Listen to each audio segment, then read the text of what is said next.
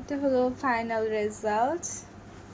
যদিও বা হেয়ার প্যাকগুলো একদিন ইউজ করেই বোঝা যায় না যে কীরকম রেজাল্ট। দেখি আমি আরও 2-3 দিন ইউজ করে দেন রিভিউ দেবো। বাট আজকের জন্য আমার চুল অনেক শাইনি, অনেক ডিফাইন্ড আছে।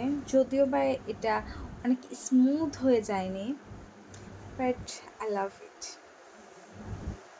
এই সপ্তাহে এটা 2বার ইউজ করব, দেন দেখা যাক এটার রেজাল্ট কেমন আসে, তারপর আপনাদের সাথে শেয়ার করব। Thanks for watching.